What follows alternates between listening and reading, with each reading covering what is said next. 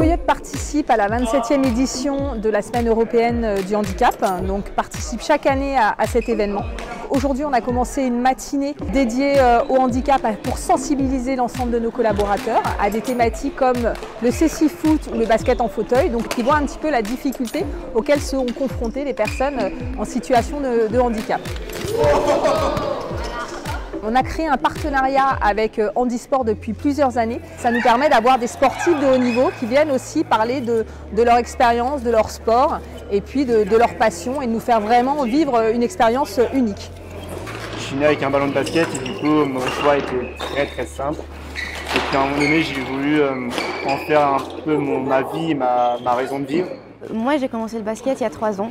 Et avec beaucoup d'amour pour ce sport, j'interviens pour faire des initiations, présenter notre sport, à quel point c'est un sport complet. C'est très compliqué parce qu'il fallait vachement pousser sur les bras. On ne se rend pas compte mais c'est hyper lourd de se tracter et même de propulser le ballon au niveau du panier parce qu'il a la même hauteur que sur le sport valide. C'est grâce à ceci en fait qu'on va pouvoir se repérer aussi. Ce qui est important dans un premier temps, c'est de se familiariser avec le fait d'être non-voyant, de ne pas voir tout l'environnement, d'apprendre à écouter, peut-être se repérer dans l'espace.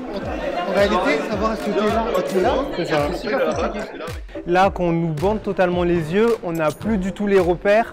Même si on a beau connaître le terrain, ne pas pouvoir se repérer dans l'espace, savoir où est le ballon, où on doit aller, où sont les adversaires, c'est vraiment ça qui est le plus gênant.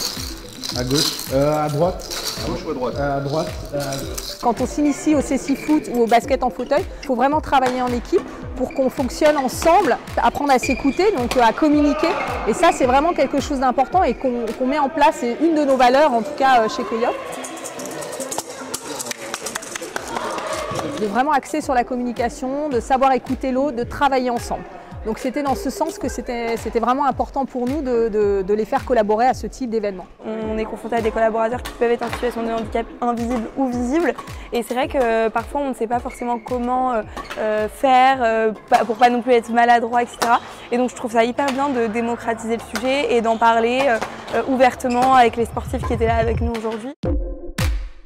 Coyote, cette semaine, va organiser un certain nombre d'événements. Il y aura une exposition sur le thème du handicap qui se déroulera toute la semaine. Une séance avec Seven Massage de Amaassi. Alors Amaassi, ce sont des massages pratiqués par des personnes qui sont atteintes de déficience visuelle. Et jeudi, nous allons organiser un café signe où effectivement on va apprendre à nos collaborateurs la langue des signes pour qu'ils s'initient et qu'ils sachent un petit peu comment ça fonctionne. Alors Coyote est vraiment sensible à la thématique du handicap parce qu'on a des personnes qui sont dans notre entreprise qui sont atteintes de handicap, que ça soit visible ou invisible. Et l'idée c'était de montrer qu'on peut tous travailler ensemble et que même si on a des différences, on peut s'adapter, l'entreprise va s'adapter. Donc on va tout mettre en œuvre chez Coyote pour qu'une personne qui arrive dans l'entreprise nous explique effectivement son handicap de manière très confidentielle. Et nous on va l'accompagner tout au long de son parcours chez Coyote pour qu'elle puisse travailler sereinement et dans de bonnes conditions.